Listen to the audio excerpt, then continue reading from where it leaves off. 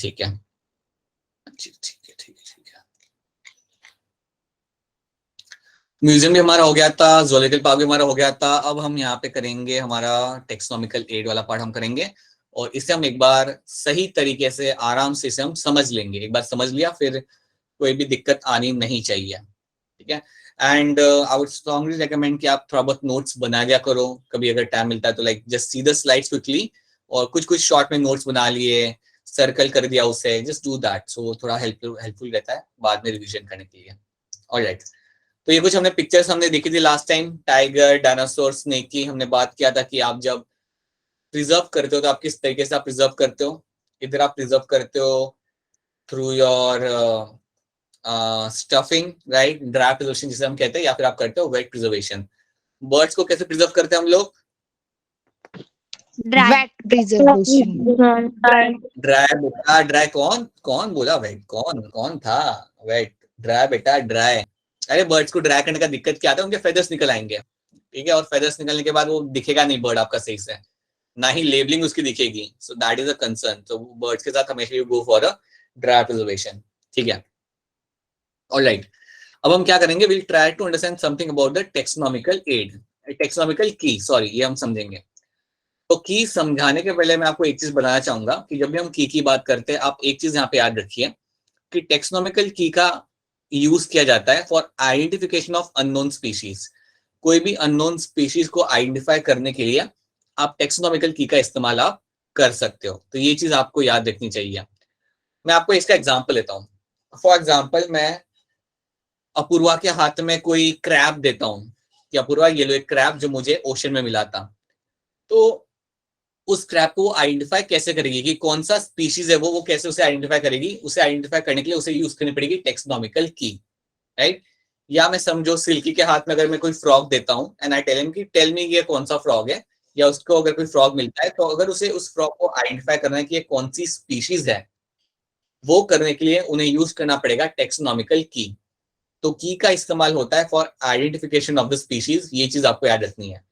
इससे आप बटरफ्लाई कर सकते हो आइडेंटिफाई, इंसेक्ट, कॉकरोच का कोई स्पीशीज आइडेंटिफाई कर सकते हो, अलग अलग स्पीशीज को आप आइडेंटिफाई कर सकते हो यूजिंग द टेक्सोनॉमिकल की। तो इसको हम यहाँ पे समझते हैं। समझने के पहले मैं आपके सामने रखूंगा यहाँ पे फ्रॉग। फ्रॉग आपके सामने यहाँ पे सबको आपको दिख रहा है, और आपको ये फ्रॉग दिख रहा है कि है ये ग्रीन कलर का। अच्छा मुझे ये बताओ, ये फ्रॉग है या टोड है? क्या ये फ्रॉग है या ये टोड है? सर ये टोड। आप कह रहे हो? एक होता है। हाँ जी बोलिए। Sir toad. कुछ लोग टोड कह रहे हैं, कुछ लोग फ्रॉग कह रहे हैं। ये दोनों एक ही होती है ना? हाँ जी, आवाज कट रही है, बहुत बढ़िया आवाज कट रही है आपकी, इसलिए कुछ मैं समझ नहीं पा रहा। तो सुनो मेरी बात ध्यान से, देखो एक मेरी बात सुन लो। हाँ जी सुनो मेरी बात। तो होता क्या है ना, जो आपका टोड होता है ना, टोड, उसका जो स्किन होता है वो ड्राई होता है, ड्राई होता है, और उसके ऊपर ऐसे बल्जिंग स्ट्रक्चर बने हुए होते हैं, छोटे छोटे बल्जिंग स्ट्रक्चर उसके ऊपर बने हुए होते हैं, और उसका स्किन रहता है बिल्कुल ड्राई, वो होता है आपका टोड, राइट। फ्रॉग जो आपका रहेगा ना, कभी भी उसकी बॉडी बड़ी स्लाइमी होती है, स्लाइमी, चिपचिपी, ऐसा लगता है कि हाथ में पकड़ूंगा तो हाथ से स्लिप हो जाएगा वो फ्रॉग। वो so frog is going to be very slimy, right. एक ये काफी सिंपल आपको यहाँ पे एग्जांपल दे रहा हूं मैं, कैसे डिफ्रेंशिएट कर सकते हो। तब जब मैंने ये बता दिया, अब क्या लग रहा है? ये फ्रॉग लग रहा है, टोड लग रहा है? Sir frog. फ्रॉग। अब तो फ्रॉग लग रहा है ना, क्योंकि अब तो ये हाथ में रहेगा नहीं, इसको मैंने हाथ में पकड़ने गया, इसने हाथ से निकल ही जाना है। तो हाँ जी, ये आपका फ्रॉग रहेगा, ये आपका फ्रॉग है यहाँ पे, ठीक है। फ्रॉग आपको यहाँ पे दिख रहा है। अभी हम क्या करेंगे, ऐसा सोचो कि आपके सामने ये फ्रॉग है और आप इसको नहीं जानते कि ये कौन सी स्पीशीज है। फ्रॉग में ढगलावर स्पीशीज होती है, बहुत सारी स्पीशीज होती है, आपको मालूम नहीं है कि ये कौन सी है। तो चलिए देखते कि हम इसे कैसे आइडेंटिफाई करेंगे यूजिंग टेक्सोनॉमिकल की। तो की को यूज करके हम इसे कैसे आइडेंटिफाई करते हैं, हम यहाँ पे देखते हैं। तो पहले हम यहाँ पे एक डेफिनेशन यहाँ पे देखते हैं। पहले, key is being used by the biologist for the identification of unknown organism। Unknown organism को आइडेंटिफाई करने के लिए इसे यूज किया जाता है। और biological entities, right, such as plants और एनिमल्स, कोई भी अननोन प्लांट्स एनिमल्स को आइडेंटिफाई करने के लिए हम की यूज कर सकते हैं, राइट। कुछ इंपॉर्टेंट कैरेक्टरिस्टिक्स होते हैं की के, उसे हम एक एक करके यहाँ पे देखेंगे और उन्हें समझेंगे। समझना जरूरी है यहाँ पे। देखो यहाँ पे ध्यान से देखो, की में क्या होता है वो यहाँ पे लिखा हुआ है, देखो ध्यान से, they are based on contrasting characters, एक इसे ध्यान दो यहाँ पे, they are based on contrasting character usually in a form of couplet, इस नाम पे ध्यान दो, कपलेट, कपलेट मतलब दो, राइट, सेकंड टर्म यहाँ पे couplet, where one needs to make a choice between two opposite option। तो याद रखना जब आप की को देखोगे तो की में आपको दो कॉन्ट्रास्टिंग कैरेक्टर मिलेंगे, राइट, और क्योंकि आपको दो मिल रहे हैं इसलिए हम उन्हें बोलते हैं कपलेट, राइट, और उन दो कपलेट में से आपको एक को सिलेक्ट करना होगा और एक को आपको रिजेक्ट करना होगा, राइट। फॉर एग्जाम्पल अगर मैं समझो हीना को पूछता हूँ कि हीना आप स्ट्रॉबेरी आइसक्रीम खाना प्रेफर करोगे या मैंगो आइसक्रीम खाना प्रेफर करोगे, तो मैंने उन्हें दो ऑप्शंस दिए, अब उनमें से वो एक सिलेक्ट करेंगी और एक उसे रिजेक्ट करेंगी, राइट। सो दो ऑप्शंस को अभी तुम ले सकते हो as a contrasting characters, and क्योंकि मैं दो ऑप्शन दे रहा हूँ तो उसे मैं बोलूंगा यहाँ पे कपलेट, जिसमें से वो एक सिलेक्ट कर सकते हैं और दूसरे को वो रिजेक्ट कर सकते हैं। तो इसे हम यहाँ पे समझते हैं। Let's see over here with the example. आपके पास है फ्रॉग, मैंने आपको फ्रॉग दिया, आपको इसे आइडेंटिफाई करना है, तो आप क्या करोगे, पहले आप वो की निकालोगे, आपकी जेब में से वो जो होगा ना 4-5 पेजेस का जो की होगा वो आप बाहर निकालोगे और उसे आप पढ़ना चालू करोगे। तो जैसे आप पढ़ना चालू करते हो उस पर क्या लिखा होगा, उस पर लिखा है कि green colour on the dorsal surface, go to page number 5, yellow colour on the dorsal surface, go to page number 10। क्या लिखा हुआ है इसके ऊपर कि अगर ग्रीन कलर है उसके जो बैक का साइड है, डॉर्सल साइड, अगर उसके ऊपर ग्रीन कलर है तो आप पेज नंबर 5 पे चले जाओ, अगर उसके ऊपर येलो कलर है बैक के ऊपर तो आप चले जाओ पेज नंबर 10 के ऊपर। 10 तो कौन से पेज पे आप जाओगे, 10 या 5? 5 पे जाएंगे बेटा, 5 पे जाएंगे, क्योंकि बैक के ऊपर ग्रीन कलर है ना, देखो ना डॉर्सल साइड पे पूरा ग्रीन है, वो बैक की साइड पे पूरा ग्रीन है ना, वो आपका फ्रॉग ग्रीन है। तो अगर ग्रीन कलर है देन आप जाओगे सीधे, आपने जंप करना है आपका पेज नंबर 5 के ऊपर। अब यहाँ पे आप देखो यहाँ पे क्या हुआ, आपको दो मैंने कॉन्ट्रास्टिंग कैरेक्टर दिए, this two are two contrasting character, और क्योंकि मैं दो ले रहा हूँ तो दे आर इन कपलेट, क्योंकि मैं दो। सर एक बार रिपीट करो दोबारा से। हाँ जी, तो मैंने क्या किया ना बेटा, मैंने आपके हाथ में दिया फ्रॉग, जैसे मैंने आपको फ्रॉग दिया हाथ में, आपके सामने रख दिया फ्रॉग, आपने क्या किया, आपने की निकाली, आपने जो बुक होती है छोटी सी फ्रॉग को आइडेंटिफाई करने के लिए, उसे हम बोलेंगे यहाँ पे की, राइट, टेक्सोनॉमिकल की। मैंने उसे बाहर निकाला और मैंने उसे पढ़ना चालू किया। जैसे मैंने पहला पेज खोला तो उसमें क्या लिखा था, अगर green colour on the dorsal side then move to page number 5, yellow colour on the dorsal side move to page number 10। ऐसे ही लिखा होता है कि अगर ग्रीन कलर है देन पेज नंबर 5 पे चले जाओ, अगर येलो कलर है on the dorsal side move to page number 10। आपने अपने फ्रॉक को वापस देखा ध्यान से, आपने देखा कि अरे यार इसका तो ग्रीन कलर है, तो आप क्या करोगे, आप मूव करोगे ऑन द पेज नंबर 5। ठीक है, इतना समझ आ रहा है आप सबको यहाँ पे? Yes sir, yes sir. क्योंकि मैं आपको यहाँ पे दो ऑप्शन, क्योंकि मैं आपको यहाँ पे दो स्टेटमेंट दे रहा हूँ ए एंड बी, इसलिए हम इसे बोलेंगे दो को एज अ कपलेट। मैंने दो स्टेटमेंट आपके हाथ में दी तो यहाँ पे आपको कपलेट मिला है, आपके हाथ में मतलब आपके की में लिखा हुआ था, सो दैट्स अ कपलेट। दोनों एकदम अलग अलग है, एक ग्रीन की बात कर रहे हैं, एक येलो की बात कर रहे हैं। So these are my contrasting characters, these are going to be your contrasting characters. So दो कॉन्ट्रास्टिंग कैरेक्टर यहाँ पे है, और आपने यहाँ पे क्या किया, एक को सिलेक्ट किया और एक को रिजेक्ट किया। आपने सिलेक्ट किया ग्रीन वाले को, इसको आपने सिलेक्ट किया, और ये वाले को आपने, येलो वाले को आपने यहाँ पे कर दिया रिजेक्ट। तो यही चीज आप की में करते हो। अब हम क्या करते हैं, हम जाते हैं पेज नंबर 5 के ऊपर। जैसे मैं पेज नंबर 5 पे पहुंचा तो वहां पे और भी चीजें लिखी हुई थी। तो देखो यहाँ पे क्या लिखा हुआ है, presence of slimy skin, go to page number 20, presence of dry skin, go to page number 30। आपने बताना है मुझे कि आप कौन से पेज पे जाओगे, फ्रॉक को देखते 20 पेज नंबर पे। देखा है तो पूरा स्लाइमी है, बिल्कुल फ्रॉग ही है, तो आपने जाना है पेज नंबर 20 के ऊपर। अब पेज नंबर 20 पे जाने के पहले मैं यहाँ पे एक स्टेटमेंट आपको पढ़ा के दिखाना चाहूंगा। देखो क्या लिखा हुआ है, each of this option in the key is a statement known as a lead. ये जो भी आपको ऑप्शन आपको मिल रहे हैं ना, उनको हम इवन कहते हैं एज अ लीड, क्योंकि वो आपको लीड कर रहे हैं आपके आइडेंटिफिकेशन की तरफ। सो याद रखना, you call him as a lead. तो यहाँ पे जो मैं यूज कर रहा हूँ, ये जो मैंने यहाँ पे यूज की है, इनको भी मैं लीड बोल सकता हूँ। Even I can call him as a lead, और यहाँ पे भी मैं इसको बोलूंगा, ये जो मैंने स्टेटमेंट यहाँ पे यूज किया, इनको मैं बोल सकता हूँ एज अ लीड। ठीक है, तो याद रखना ये जो स्टेटमेंट्स है जो मुझे हेल्प कर रही है आगे बढ़ने के लिए, I can use them as a lead. ठीक है, I can use them as even that can be called as a lead अगर वो यूज होती तो। पता चल रहा है यहाँ पे क्या हो रहा है सबको? Yes sir. Yes, yes sir. अब मैंने क्या करना है, मैंने मूव करना है पेज नंबर 20 के ऊपर। जैसे मैं पेज नंबर 20 पे आया तो उन्होंने वापस कुछ लिखी हुई है, presence of webbing in the hind limb, जाओ पेज नंबर 30 पे। Absence of webbing in the hind limb, जाओ पेज नंबर 40 पे। अब वेबिंग क्या होती है मैं आपको यहाँ पे बता देता हूँ। आपने बतख देखी है, डक देखी है आपने? डक, कभी डक को देखा है? Yes sir. yes, sir. Duck के कभी फीट देखना आप, सारे से चिपके हुए होते हैं, सारे बीच में से उनके जो डिलीट होते हैं वो सारे चिपके हुए होते हैं, और उसके वजह से वो आराम से स्विम कर पाती है। देखा है कभी, नोटिस किया है? Yes sir. अरे टीवी पे तो देखा ही होगा। ठीक है, दे हैव अ वेबिंग, उनके फीट के बीच में वेबिंग होती है जिसकी वजह से वो आराम से पानी के अंदर स्विम कर पाती है। वैसी ही वेबिंग आपको फ्रॉग में भी देखने के लिए मिलती है, वैसी वेबिंग आपको फ्रॉग में भी देखने के लिए मिलती है।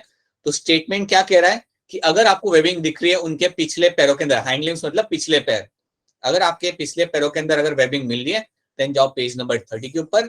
अगर वेबिंग में आपको नहीं दिख रही देन जाओ पेज नंबर 40 के ऊपर। और जो आपका फ्रॉग था उस पर वेबिंग है, बस बात यह है कि वो फ्रॉग पे दिखेगी नहीं क्योंकि वो बैठा ऐसे हुआ है द वे, क्योंकि वो बैठा इस तरीके से कि आपको दिखेगी नहीं, बट इसमें वेबिंग होती है। ठीक है, तो आप क्या करोगे, you will move on to the page number 40 क्योंकि आपको मालूम है कि इस पे वेबिंग है। ठीक है, अब हम क्या करते हैं, एक आखिरी स्टेटमेंट यहाँ पे देख लेते हैं। एक्सेप्ट, ये स्टेटमेंट देखो यहाँ पे, acceptance of one lead is going to the next step of option while rejection indicates it does not belong to the category. तो जैसे ही आप एक स्टेटमेंट को एक्सेप्ट करते हो आप आगे बढ़ जाते हो, यही यहाँ पे लिखा हुआ है, you move on to the next option. और जैसे ही आप एक को रिजेक्ट करते हो इसका मतलब है वो आपके काम का नहीं है, वही वहां पे हमने लिख के रखा हुआ है। राइट, तो अब हमने क्या किया, पहले हमने देखा ग्रीन कलर है तो हम आगे बढ़ गए, फिर हमने देखा कि अरे यार इसमें तो स्लैमी स्किन है, वो हमने देखा, फिर हम वापस आगे बढ़ गए, और अब हमने देखा कि अरे यार हाइंड लिम्स के अंदर वेबिंग है। तो ये देख के मैं मूव करूंगा ऑन द पेज नंबर 30 के ऊपर आगे मूव करूंगा, और जैसे ही मैं मूव करता हूं तो मुझे क्या दिखता है पेज नंबर 30 पे, मुझे मेरे फ्रॉक का नाम मुझे यहाँ पे मिल जाता है। और फ्रॉक का नाम यहाँ पे क्या है, Malabar tree frog, Malabar tree frog, और उसका साइंटिफिक नेम भी वहां पे लिखा हुआ होगा, Rhacophorus malabaricus, excuse me. So this is something I will get to see over here, ये मुझे यहाँ पे देखने को मिल जाएगा। और मैंने फाइनली अपनी की इस्तेमाल करके अपने फ्रॉक को मैंने यहाँ पे आइडेंटिफाई कर लिया, मेरा फ्रॉक यहाँ पे आइडेंटिफाई सही तरीके से हो चुका है, और जो मैंने की यूज की वहां पे मुझे बड़ी हेल्प मिल गई। राइट, तो क्या समझ आया हमने की यहाँ पे किस तरीके से यूज की? Yes sir. Yes. Right, yes sir. तो देखो बेटा, अब मेरी बात ध्यान से सुनो, आपको एग्जाम में लोग की यूज करने के लिए नहीं बोलेंगे, बट ये जो स्टेटमेंट है ना ये आपको आ सकते हैं। जो स्टेटमेंट यहाँ पे है ना कि कॉन्ट्रास्टिंग कैरेक्टर, जैसे यहाँ पे लिखा हुआ है स्टेटमेंट, या कपलेट लिखा हुआ है, या लीड लिखा हुआ है, इसका मतलब समझो। अगर इसका मतलब क्लियर है देन आपको कोई दिक्कत नहीं आएगी कोई भी क्वेश्चन सॉल्व करने के अंदर। और ये मतलब समझाने के लिए मैंने आपको वो बना के दिया था कि राइट, कॉन्ट्रास्टिंग कैरेक्टर मतलब दो अलग कैरेक्टर आपको मिल जाते हैं, और कपलेट मतलब क्योंकि आपको दो कैरेक्टर वो लोग दे रहा है की के अंदर, इसलिए हम उसे यूज करते हैं कपलेट। और जब आप कैरेक्टर को यूज करते हो आगे बढ़ने के लिए, इसलिए हम उन्हें बोलते हैं लीड।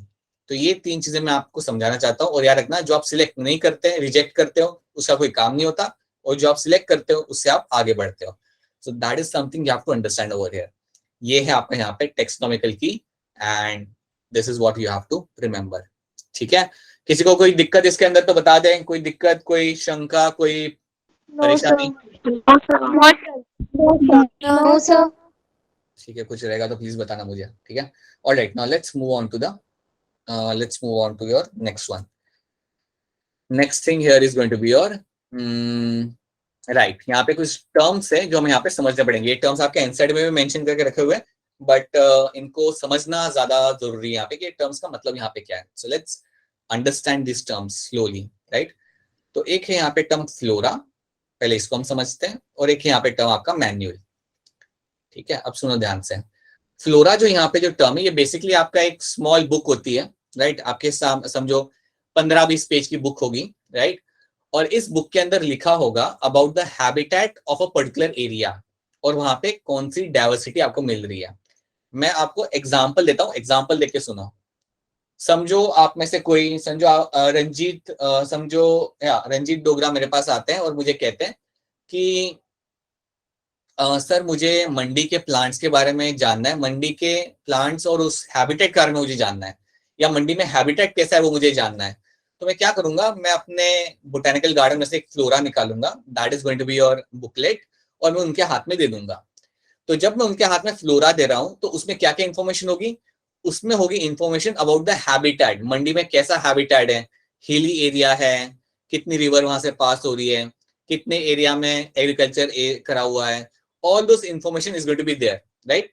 तो उस फ्लोरा के अंदर उस हैबिटेट के बारे में इंफॉर्मेशन होगी, उसके साथ साथ वहां पे जो आपको स्पीशीज मिलती है प्लांट्स की, उसकी भी इंफॉर्मेशन आपको वहां पे मिल जाएगी। This is something you have to understand.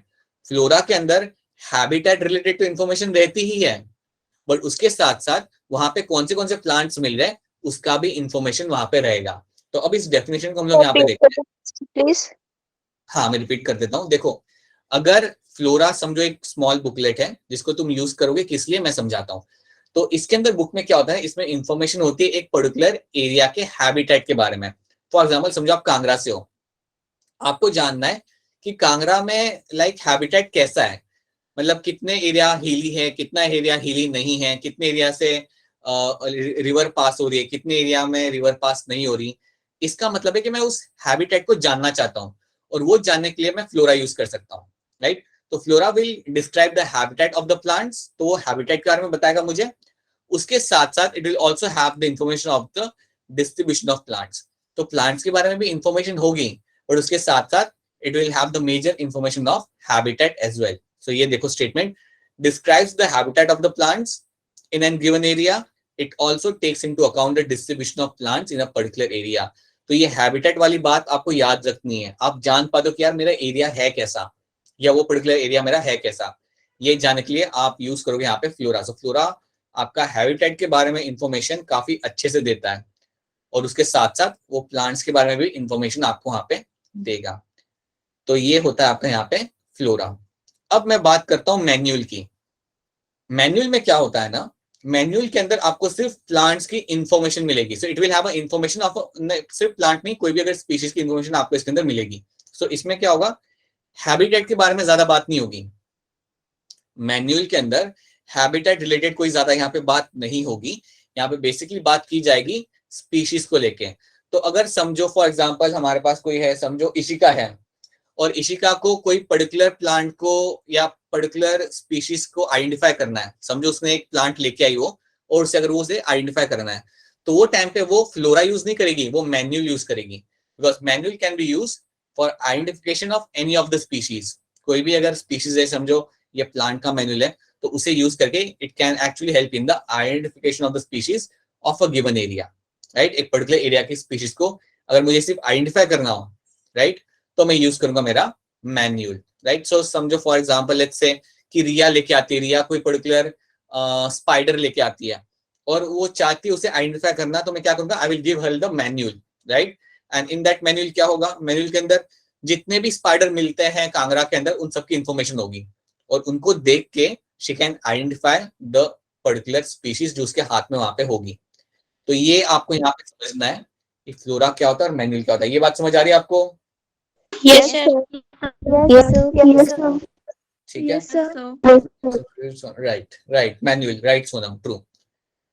अब एक और यहाँ पे टर्म है आपका यहाँ पे मोनोग्राफ। मोनोग्राफ देखते हैं यहाँ पे क्या होता है। तो मैं पहले आपको ये एक्सप्लेन करता हूँ, फिर आपको हम स्टेटमेंट को देखते हैं। तो अगर मैं आपको मोनोग्राफ दे रहा हूँ, सो फॉर एग्जाम्पल मैं आपके हाथ में देता हूँ मोनोग्राफ ऑफ ऑर्डर कार्निवोरा, समझो देता हूं मैं मोनोग्राफ ऑफ ऑर्डर कार्निवोरा। तो उसके अंदर क्या होगा, क्या इंफॉर्मेशन होगी उस बुक के अंदर, उस बुक के अंदर इंफॉर्मेशन होगी अबाउट द कार्निवोरा, उनके बारे में सब कुछ इंफॉर्मेशन होगी, लाइक उनका बिहेवियर कैसा होता है, क्या खाते हैं वो लोग, उनका रिप्रोडक्शन का पीरियड कौन सा होता है, कौन से सीजन में वो लोग ज्यादा एक्टिव होते हैं, रात को एक्टिव होते हैं, नाइट में एक्टिव होते हैं। तो सारी उनकी इंफॉर्मेशन जो होगी वो उस मोनोग्राफ के अंदर होगी। फॉर एग्जाम्पल लेट्स अज्यूम मैं रश्मि को मोनोग्राफ देता हूँ फॉर ऑर्डर प्राइमेटा, राइट, समझो मैं उसे मोनोग्राफ देता हूँ फॉर ऑर्डर प्राइमेटा। और अगर मैं ऐसा कुछ मोनोग्राफ शेयर करता हूं, तो याद रखना उस मोनोग्राफ के अंदर उस ऑर्डर की सारी इंफॉर्मेशन आपको मिल जाएगी। सारी इंफॉर्मेशन मतलब बिहेवियर, एडाप्टेशन, रिप्रोडक्शन, और सारी इंफॉर्मेशन उनसे रिलेटेड जो भी होती है वो आपको वहां पे देखने के लिए मिल जाएगी।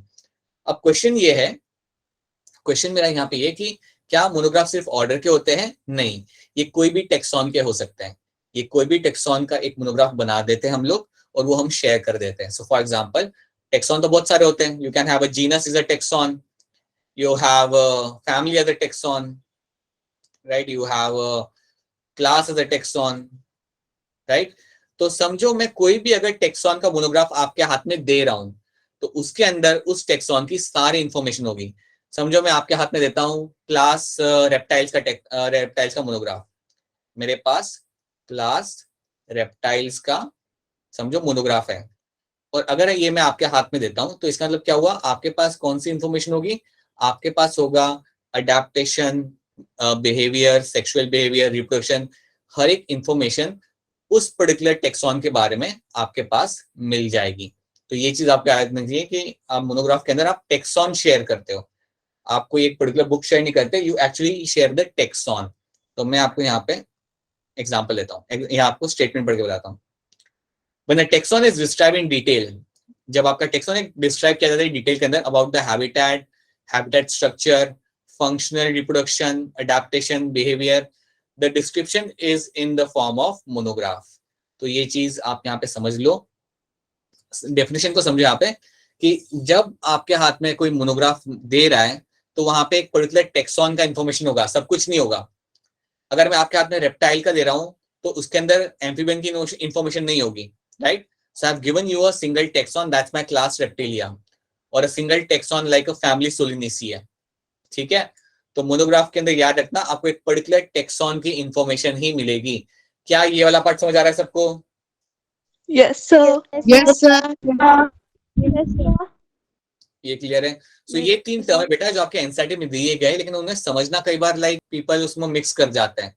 तो अब मुझे ये बताओ, आप ये बताओ फॉर एग्जांपल लेट्स से अगर मैं पूछूं किसी से, लेट्स से अच्छा प्रिया, अगर मैं आपसे पूछूं कि अगर मुझे समझो मुझे धर्मशाला क्या हैबिटेट के बारे में जानना है along with the plants, habitat plus plants, तो मैं क्या यूज करूंगा? मोनोग्राफ, मैन्यू या फ्लोरा? बेटा बच्चे चुप हो गए। हाँ रिया बताओ क्या मैं यूज करूंगा? Flora. Sir, Flora. Right Sir, right Flora. Flora. Flora, true, ठीक है, राइट, ट्रू। अच्छा मुझे ये बताओ कि अगर मुझे समझो मुझे बटरफ्लाई को मेरे पास बटरफ्लाई मुझे मिली और उसे मुझे आइडेंटिफाई करना है कि कौन सी है, तो मैं क्या यूज करूंगा? Manual. मैन्युअल या फ्लोरा? Manual. यूज करूंगा। तो आई होप आपको समझ आ रहा है, I hope you are able to understand this thing, I hope it's clear to Yes. All of you. बेटा समझ आ रहा है सबको? कोई क्वेश्चन हो तो Yes, प्लीज sir. प्लीज कोई क्वेश्चन हो तो प्लीज इंटरप्ट करके अनम्यूट करके आप पूछ लो, ठीक है? Alright, so this is something you have to know. ये तुम्हें याद रखना है, यहाँ पे ये 3 टर्म्स आपको यहाँ पे याद रखना है। देखो होगा क्या ना, अगर नीट में कभी क्वेश्चन आता है तो नीट में वो लोग ये टर्म्स को लेके स्टेटमेंट डाल देंगे and then you have to like they will ask you कि तुम इसे समझ पा रहे हो नहीं समझ पा रहे। सो ये स्टेटमेंट्स याद रखना इंपॉर्टेंट है, so please understand this statement, ठीक है? सो ये 3 चीजें आपकी यहाँ पे हो गई, right? And this is where your chapter gets completed. अब हम क्या करेंगे, 1-2 क्वेश्चन सॉल्व हम करेंगे यहाँ पे। Proud will solve few questions over here and आपने आंसर करना है चैट के अंदर। पहले हम देखते हैं question number 29। One of the most important function of botanical garden is, याद रखना most important function of botanical garden आपको क्या लगता है? ध्यान से देखो स्टेटमेंट्स को और आंसर करो। क्लास लेफ्ट हो गई थी, हाँ सिल्की मैं बताता हूँ, ठीक है सिल्की बताता हूँ, 2 मिनट रुक जाओ Silky, I will just tell you by the end of the class, I will repeat that. Sir, C होगा इसका. अरे चैट में बेटा, चैट में आंसर करना है। चैट में क्या लगता है आप लोगों को one of the most important function of botanical garden का क्या होता है? फंक्शन हमने कुछ बात किया था, कि अगर मेघालय में कुछ प्लांट्स कम हो रहे हैं तो मैं अपने गार्डन में लाकर उन्हें ग्रो कर सकता हूँ और उनका नंबर बढ़ा सकता हूँ, मैं रेयर प्लांट्स को मैं वापस ग्रो कर सकता हूँ। तो क्या क्या रोल होगा इसके अंदर? चैट में आंसर चाहिए बेटा। अच्छा चैट में आंसर आ रहा है वो, okay right, yes yes yes yes, true बेटा, ट्रू सही है, right, it is going to be your option C, ex situ conservation wala, that's true, they allow ex situ conservation of germplasm, they allow the ex situ conservation of germplasm, that's going to be a right statement, ठीक है, ये आपका सही statement है। देखो अब यहाँ पे आप एक चीज समझो, यहाँ पे एक्स2 कंजर्वेशन चैप्टर 1 में मेंशन नहीं किया हुआ, but still they can ask you such kind of terms. तो ये टर्म्स आपको याद रखना यहाँ पे जरूरी है हमेशा। ठीक है, next question, which of the following is not a correct statement. आराम से देखना है और इसे आंसर करना है, इनमें से कौन सा आपको स्टेटमेंट सही नहीं लग रहा। ध्यान से देखिए, सोचिए और आंसर करिए। क्या आपको लगता है इसमें आपको स्टेटमेंट आपको सही नहीं लग रहा? हाँ जी बताइए। कशिश बहुत बढ़िया, Sonam right, Muskan, Parul, Pawan true, and now suddenly I am reading the answers directly. Yes, जो पहला स्टेटमेंट आपका यहाँ पे है, a museum has a collection of photographs of plants and animal, ये गलत है। फोटोग्राफ्स नहीं होते हैं। तो क्या होता है? साक्षी बता सकते हो आप? अगर फोटोग्राफ नहीं होते, साक्षी नेगी आप बता सकते हो अगर फोटोग्राफ नहीं होते तो क्या होता है म्यूजियम के अंदर? प्लांट और एनिमल्स जो प्रिजर्व किए होते हैं। राइट, वेरी ट्रू बेटा, बहुत बढ़िया बेटा। यस, प्रिजर्व करे हुए होते हैं। सो इसके अंदर आप प्रिजर्व करके रखते हो, कोई फोटोग्राफ नहीं होती, बिल्कुल आप प्रिजर्व करते हो अच्छे तरीके से, प्रिजर्व करके रखते हैं, करके रखते हैं। That's what I am writing. ठीक है, so that is something you find in the museum, you don't get to see plants के फोटोग्राफ्स, वहां पे आपको नहीं मिलते। ट्रू, वेरी गुड, बहुत बढ़िया। हाँ जी साक्षी आ जाइए क्लास में। अच्छा, आप में से कुछ लोग का ऐसा हो रहा है क्या, अंदर बाहर नेटवर्क के जैसे हो पा रहा है क्या आपका? Some of you? Yes sir. Yes, sir. अच्छा, ऐसा हो जाए ना कभी तो कोई बात नहीं, वापस आ जाया करो। और आई जस्ट होप कि ज्यादा मिस ना हो, और मिस हो जाए तो बोल दिया करो कि सर ये वापस बता दो। कई बार क्या करूंगा ना, मैं क्लास के एंड में बता दिया करूंगा, बोल दिया करो कि सर ये वाला पार्ट रिपीट कर देना, ये वाला पार्ट मिस हो गया था। ठीक है, Yes, sir. चलो एक और करते हैं, एक और 2016 का क्वेश्चन करते हैं, देखते हैं मेरे बच्चों को 5+4 मार्क्स मिलेंगे या नहीं मिलेंगे। The label of the herbarium sheet does not carry information on what. इनमें से कौन सी इन्फॉर्मेशन हर्बेरियम शीट पे नहीं होती? हाँ जी बताइए। Date of collection, name of collector, local name या हाइट ऑफ द प्लांट, इसमें कौन सी इन्फॉर्मेशन आपके हिसाब से कोई काम की है ही नहीं? बताओ। हाँ जी सही आंसर आ रहा है, अभी तक तो फिलहाल सब ठीक ही आ रहे हैं। अरे सब सही कह रहे हैं बच्चा, बहुत बढ़िया। Yes, height of the plant जो होती है बेटा आपकी, ये इन्फॉर्मेशन आपके काम की नहीं होती, बिकॉज प्लांट की हाइट तो होती रहती है ना, बट आप बड़ी छोटी होगी उसमें कोई फर्क नहीं पड़ता। So that's why this is not something जो आपके शीट में आपको रखना चाहिए, इसकी जरूरत नहीं होती। हाँ, डेट ऑफ कलेक्शन जरूरी है, नेम ऑफ द कलेक्टर जरूरी है, इवन द लोकल कलेक्टर का नाम, लोकल नेम, प्लांट का लोकल नेम जरूरी है। ठीक है, और ये चीज is not going to be important. तो ठीक है, आप सबके हो गए +4, very good, excuse me. Alright, तो यहाँ पे आपका चैप्टर जो है टेक्सोनॉमी वाला, लिविंग वर्ल्ड, यहाँ पे आपका चैप्टर खत्म होता है। लेकिन इसके क्वेश्चंस मैंने आपको सेंड किए थे, वो भी आप कर रहे हैं, और भी क्वेश्चंस आपको मिलेंगे जो आपको करेंगे। अगेन मैं आपको पहले भी बोल चुका हूँ, क्वेश्चंस में जो आपको दूंगा वो 10-10, 15-15 क्वेश्चन आपको मिलेंगे, तो प्लीज टाइम निकाल के आप कर लिया करो। ठीक है, अभी हम लोग क्या करेंगे, will move on to the next topic. हाँ जी बताइए बताइए। हिना आप क्या कह रहे हो? एक सेकंड, एक बार रिपीट कर दो, आपकी वॉइस नहीं आ रही। मैं ये कह रहा था बेटा, मैं ये कह रहा था कि ये चैप्टर आपका भी खत्म हो गया, लेकिन क्वेश्चंस हम थोड़े और इसके करेंगे। राइट, मैंने आपको कुछ क्वेश्चंस भेजे और क्वेश्चंस आपको मिलेंगे, और 10-10, 15-15 क्वेश्चन ही आपको मिलेंगे। वो करके like you can have a grip on the chapter, वो करके आपका चैप्टर थोड़ा हाथ आपका अच्छा बैठ जाएगा। ठीक है, मैं प्रेफर करूंगा, मैं रेकमेंड करूंगा कि आप एनसीईआरटी थॉरली फॉलो करो, और जो भी मैंने यहाँ पे चीजें बताई है वो चीजों को आप याद रखो। आई वुड रिकमेंड कि स्मॉल नोट्स बना लेना इन स्लाइड्स में से, काफी बेनिफिशियल होगा आपके लिए। So if possible, I know कि आपका school and everything is happening, तो शायद अभी पॉसिबल ना हो, लेकिन जब भी कभी टाइम मिल जाए, आधा घंटा 45 मिनट्स संडे को, तो कर लिया करो, that will be helpful for you. ठीक है, alright, so now will move on to the next chapter, will have intro of a next chapter, जो आपका यहाँ पे रहेगा cell the unit of life, that is the next chapter we are going to start with. तो चलिए jump करते हैं हमारे नए चैप्टर के ऊपर, जो है हमारा cell the unit of life, और इसके बारे में कुछ बात करते हैं थोड़ी बहुत। Sorry, cell the unit of life.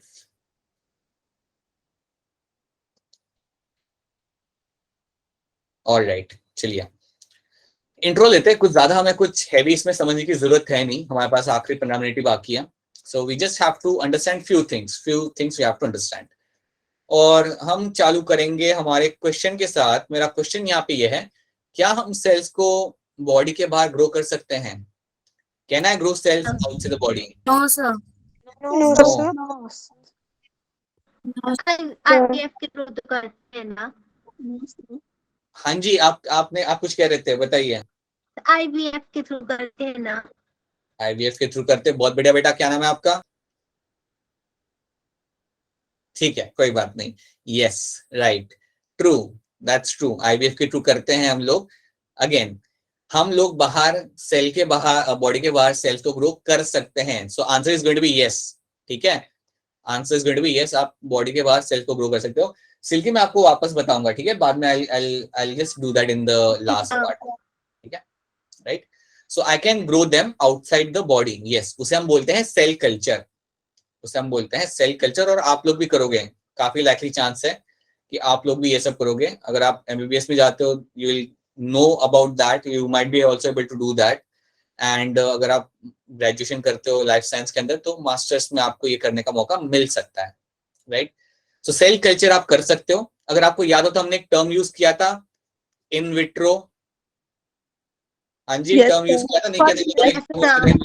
Yes, sir. हाँ जी, तो ये इन विट्रो का मतलब, हाँ रिया, आपका कुछ क्वेश्चन है, बताइए. सर, इन विट्रो का मतलब outside the body in lab. बहुत बढ़िया. Yes, outside body in the lab. बहुत सही है बेटा, outside the body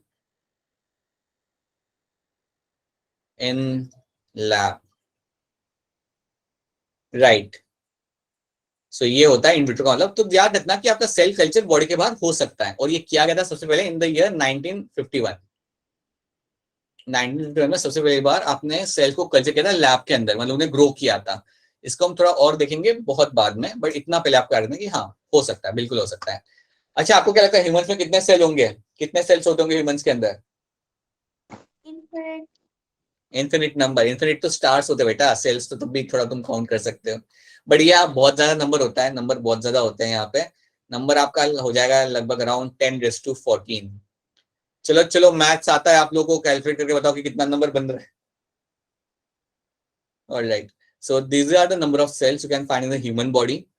As you can see, it's a very huge number. तो इसको आप जानते हो, ये बहुत बड़ा अपने यहाँ पे नंबर रहेगा, right. So yes, you have a large number of cells in the human body. Okay. अभी हम क्या करेंगे, we'll just try to see few things about the cell और उसके हिस्ट्री के बारे में. तो थोड़ा बहुत सेल की हिस्ट्री के बारे में हम लोग यहाँ पे बात करेंगे. तो चलिए बात करते हैं about the history of the cell, right. तो यहाँ पे हम लोग क्या करेंगे, यहाँ पे हम एक पर्सन को यहाँ पे हमने रखा हुआ है. ये जो पर्सन यहाँ पे बैठे हुए हैं, इनका नाम है आपका रॉबर्ट हुक. इनका नाम है रॉबर्ट हुक. रॉबर्ट हुक का कंट्रीब्यूशन क्या था यहाँ पे? He was the first person to discover the cell. He is known for the discovery of the first cell, or I would say he was known for the discovery of the cell. Robert Hooke जो थे यहाँ पे, वो basically इनका biology से कोई background था नहीं, ना ही इनको कोई बायोलॉजी के अंदर इंटरेस्ट था, राइट. इनका इंटरेस्ट था आपका मैथमेटिक्स के अंदर. So basically he was a mathematician. लेकिन इनको मिला था माइक्रोस्कोप और उन्होंने सोचा कि चलो इसका यूज करते हैं. And he was able to see the cell. He was able to discover the cell for the very first time, right? तो जब इन्होंने सबसे पहली बार सेल देखा, तो हम ये देखेंगे कि कौन सा सेल इन्होंने देखा. इन्होंने देखा था कॉर्क सेल. सो जो सबसे पहले सेल जो इन्होंने देखा था, वो था आपका कॉर्क सेल. अब देखो, एक बात आप यहाँ पे समझो, ये कॉर्क सेल होता क्या है. आपने ट्री का बार्क देखा है? ट्री का बार्क यस सर. ड्राई होता है, ड्राई होता है, हार्ड होता है और डार्क कलर का होता है. तो उसमें जो सेल्स होते हैं ना, उन्हें हम कहते हैं कॉर्क सेल. उसमें जो आपको सेल्स मिलेंगे, you call them cork cell, ठीक है. तो इन्होंने क्या किया, ये जो साइंटिस्ट है रॉबर्ट हुक, उन्होंने क्या किया, कॉर्क सेल को लेके आए, मतलब वो बार्क को लेके आए, उसको छोटा छोटा काटा उन्होंने, राइट, स्लाइड पे रखा और उसे ऑब्जर्व किया. तो जब उन्होंने उसे ऑब्जर्व किया, तो उन्होंने क्या देखा कि उन्हें कई सारे कंपार्टमेंट दिखे. तो उन्हें बोला कि अरे यार, मुझे तो बड़े कंपार्टमेंट दिख रहे हैं. He was able to see a large number of compartment. So large number of compartment were seen. उन्होंने बोला कि यार ये कंपार्टमेंट तो मुझे हनीकॉम्ब जैसे लग रहे हैं, हनी बी का जो हाउस होता है ना हनीकॉम्ब, उसमें जैसे कंपार्टमेंट होते हैं वैसे ये लग रहे हैं। उसने यही बोला कि it looks compartment seen similar to the honeycomb, similar to honeycomb, ये उन्होंने बोला। और देखो यहाँ पे लग भी रहा है वैसा, यहाँ पे अगर आप देखोगे तो लग भी रहा है कि यार कंपार्टमेंट कई सारे हैं। तो रॉबर्ट हुक ने क्या किया, इन कंपार्टमेंट को एक नाम दिया, और जो नाम था वो था आपका सेल्यूले। जो नाम था आपका यहाँ पे वो था आपका यहाँ पे सेल्यूले, राइट। ये जो नाम है सेल्यूले, इसको बाद में हमने कन्वर्ट किया, हम लोगों ने अपने हिसाब से कन्वर्ट किया। हमने बोला कि नहीं, हम ये से नहीं, हम कुछ और यूज करेंगे, and now we use a term cell. तो ये इनकी एक स्टोरी है, राइट। और जब इन्होंने ये डिस्कवरी किया, जब उन्होंने ये सेल को डिस्कवर किया, पहली बार कॉक सेल को देखा इन्होंने, तो ये काफी खुश हो गए और उन्होंने एक बुक लिख दी, और वो बुक का नाम था Micrographia. That book was known as Micrographia, Micrographia, ये उस बुक का नाम था जो इन्होंने लिख दी, क्योंकि he was quite happy to see thing for a first time. अच्छा, तो इतना आपने इनके बारे में जान लिया। एक और चीज आप ये जान लो कि जब इन्होंने ये डिस्कवरी की थी, इनको क्या लगा था कि ये जो सेल्स हैं ये खाली है और इनका काम है वाटर को कंडक्ट करना। इन्होंने ये सोचा कि जो सेल्स है ना ये खाली खाली है, देखो आपको ये भी दिख रहा है यहाँ पे, बिल्कुल बीच में से एम्प्टी है, ये हॉलो है, राइट। सो ही सेड कि यार ये सेल जो है ये हॉलो है और इनका काम होगा वाटर को कंडक्ट करना ऊपर तक। लेकिन आप जानते हो कि ये बात सही नहीं है, ऐसा कुछ काम नहीं होता, बट उन्हें ऐसा लगा था। याद रखना कि रॉबर्ट हुक को ऐसा लगा था, ठीक है। तो रॉबर्ट हुक के इतना कॉन्ट्रीब्यूशन आपको याद रखना है कि उन्होंने सेल को डिस्कवर किया था, बुक लिखी माइक्रोग्राफिया, और जो सेल उन्होंने पहली बार देखे थे वो थे आपके कॉर्क सेल, राइट। और वो काफी उसके कंपार्टमेंट उसके दिख रहे थे उन्हें, तो इसलिए उन्होंने एक टर्म डाला सेल्यूले, और हम लोग उसे बुलाते हैं एज अ सेल आज के जमाने में, ठीक है। So that was my Robert Hooke and his contribution. After this second person जो हमारा यहाँ पे है, कोई देख के बता सकता है कि ये कौन है? Anyone can tell me who is this person? Anyone? नहीं है ना? हाँ बताइए कौन है ये,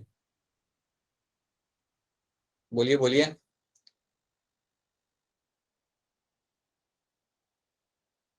कोई बात नहीं। Anton Leeuwenhoek. Lavoisier.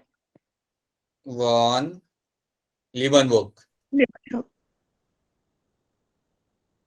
लीवनवुक। Antonio van Leeuwenhoek is the individual जो यहाँ पे बैठे हुए हैं। ऑब्वियसली बेटा आप पिक्चर देख के नहीं बता सकते, कोई विराट कोहली तो है नहीं वो कि तुम देख के बता दोगे ये विराट कोहली है।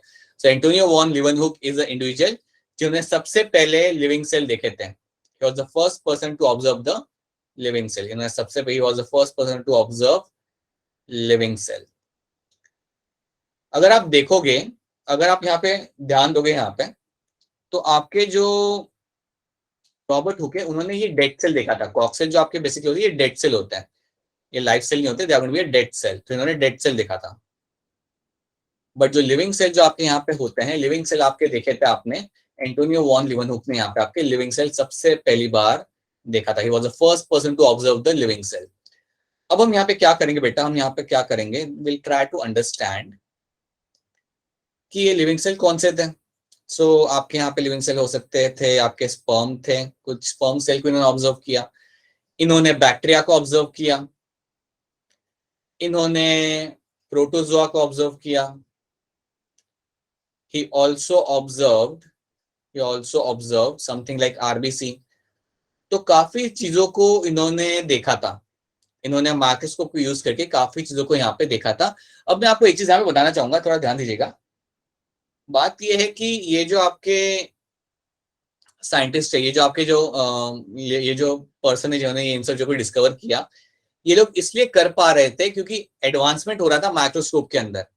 आपका जो माइक्रोस्कोप था उसके अंदर आपको एडवांसमेंट होते हुए आपको दिख रहा था, और इस वजह से ये जो साइंटिस्ट है आपके सामने ये इन सब चीजों को देख पा रहे थे। आपका जो रॉबर्ट हुक थे वो नहीं देख पा रहे थे क्योंकि वो टाइम पे माइक्रोस्कोप इतने अच्छे थे भी नहीं। शायद उन्होंने ट्राई किया होगा कुछ चीजों को देखने का, बट वो नहीं देख पाएंगे क्योंकि वो टाइम पे माइक्रोस्कोप इतने अच्छे नहीं हुआ करते थे। टाइम के साथ साथ आपके जो माइक्रोस्कोप है उनका क्वालिटी इंक्रीज हो गया, उनके अंदर एडवांसमेंट हुआ, और इसलिए आपको चीजें यहाँ पे दिखना चालू हो गई, right? So your sperm, bacteria, protozoa, RBC are the kind of cells you were able to see, he was able to see for the very first time. तो ये वो सबसे पहली बार यहाँ पे देख पाए थे. इसके बाद जो नेक्स्ट पर्सन यहाँ पे थे आपके, वो थे आपके रॉबर्ट ब्राउन. अब बेटा बात ये है ना, ये सारी इंफॉर्मेशन आपको याद रखनी है, इसमें कुछ अंडरस्टैंडिंग वाला ज्यादा पार्ट है नहीं, आपको इन सब चीजों को याद करना पड़ेगा. सो जो नेक्स्ट पर्सन आपके यहाँ पे है वो है आपका यहाँ पे रॉबर्ट ब्राउन. कोई जानता है रॉबर्ट ब्राउन ने क्या किया था यहाँ पे? Anyone nose Robert brown did? So discovered by new.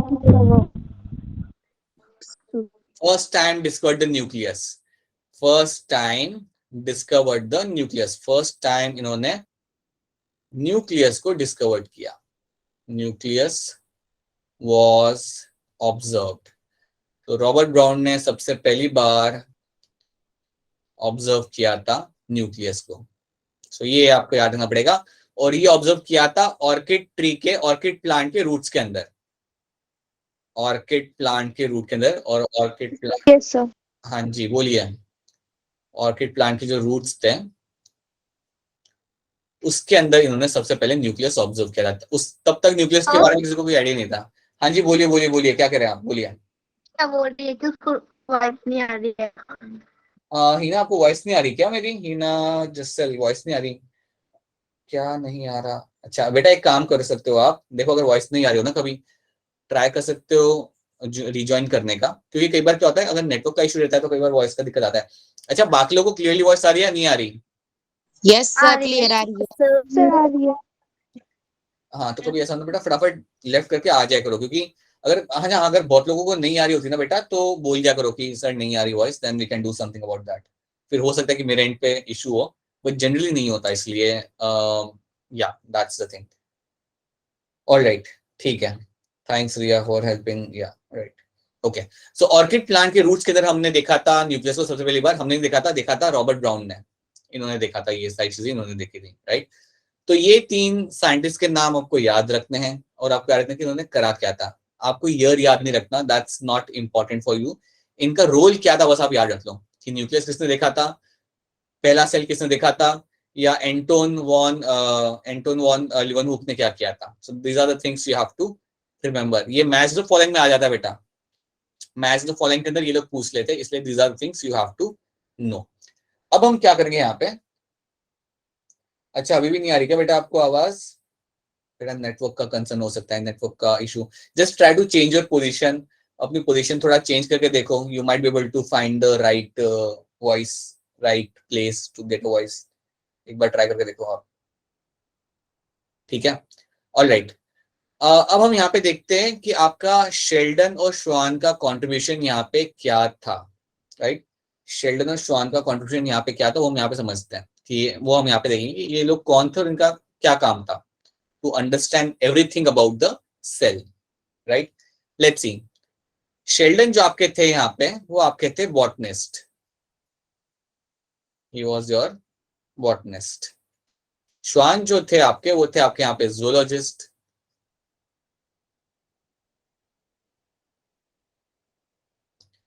अच्छा मेरा एक ऐसी क्वेश्चन है आप लोगों से कि चलो बॉटनिस्ट होता है, जूलॉजिस्ट होता है, ये बताओ कि पैलेंटोलॉजिस्ट कौन होता है?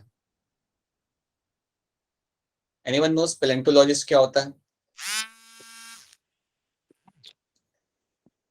Paleontologists are the one who study fossil, who study the fossil, study the fossil. एक और टर्म में यहाँ पे यूज करना चाहूंगा. आपको मालूम है जियोलॉजिस्ट कौन होता है? जियोलॉजिस्ट. और जियोलॉजी क्या होता है? anyone of you knows geology क्या होता है?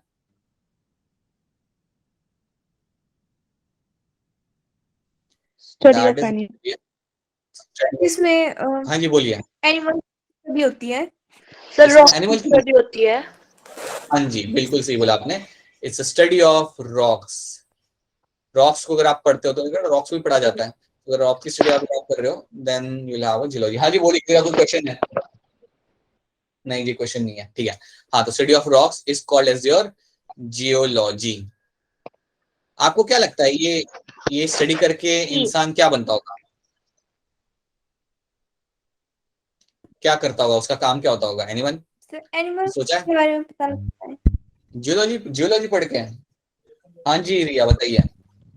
दरिया नहीं बताया था वो, ठीक है। जियोलॉजी करके you can actually get to know about the minerals in the soil, right? You can know about the rocks. You can also work in a petroleum industry. एक geologist can also go down there and work in a petroleum industry के अंदर भी वो काम कर सकता है। ONGC शायद किसने सुना होगा, ONGC, it's a gas pipeline. Anyone? No? ठीक है। So these are the companies which hire geologists, right? But so that is also something which becomes one of the option. ठीक है, ये टर्म आपके वापस आएगा फ्यूचर में, इसे हम वापस से देखेंगे। अभी हम देखते हैं हम शेल्डन और स्वान के बारे में। सो बॉटनिस्ट थे शेल्डन, और इन्होंने कुछ बोला, इन्होंने बोला कि plants are made up of cells. Plants, हाँ जी बोलिए। स्क्रीन शो नहीं हो रही है।